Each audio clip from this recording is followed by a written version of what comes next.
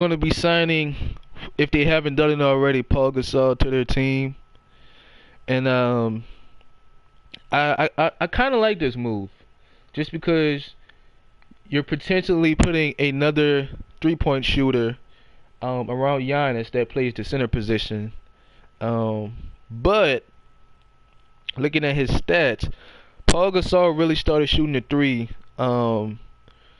in that 2015-2016 season. He was averaging one attempt per game. Then in 2016 it went up to 1.6. Then in 2017 it stayed at 1.6. And in 2018-2019 it's down to point 0.4. He's not playing that many minutes per game.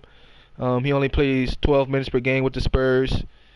Only started 6 games, but he played or then started 6 games, but played in 27 games. And I definitely think with the Bucks, he's going to get a lot more attempts if he is playing some decent minutes.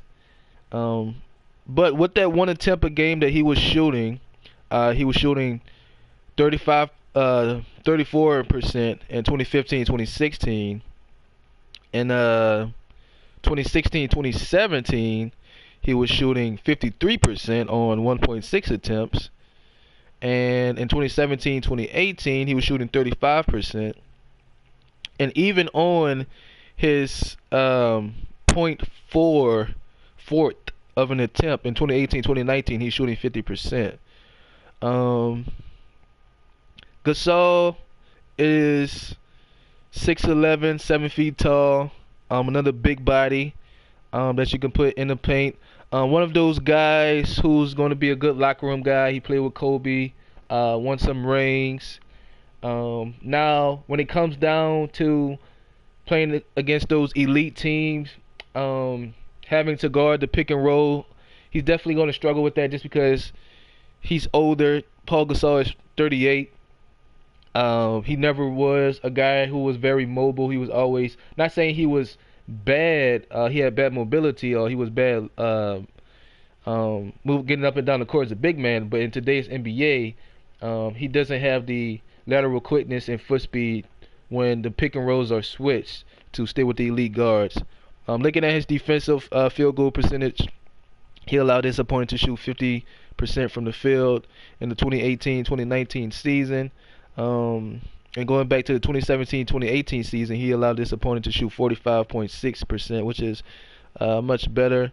And going back to the 2016-2017 season, he allowed his opponent to shoot 48.1% from the field. So Gasol is pretty much on his way out of the NBA, but I definitely think this is a good move by the Bucks because if he comes in, let's see what. Let me check Brook Lopez's stats real quick. If he comes in and could just give Brook Lopez a breather,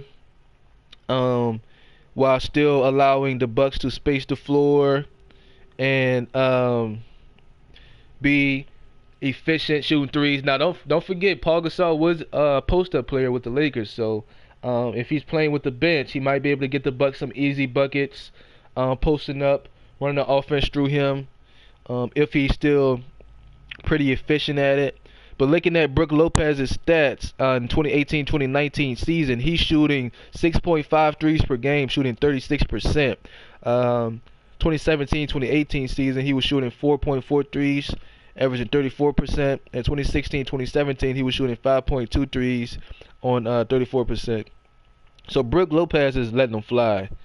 And if Paul Gasol could come in, he probably won't shoot 6 or 7 threes. He maybe shoot anywhere. The Bucks might want him to shoot anywhere from 2 to 4. But if he can still hover around that 35, 36% efficiency range from 3, I definitely think this would be another good pickup for the Bucks. Now, when it comes down to 4 quarters in the playoffs, 5 minutes left, Brook Lopez or Paul Gasol probably won't be playing. But this is kind of just to give the stars and their elite role players, just give them a break, give them a breather, and give them some time to rest while still maintaining and playing good basketball and possibly keeping the lead for the Bucks. So that way, when the starters come back in, they don't have to regain the lead or try to overcome a lead that was lost.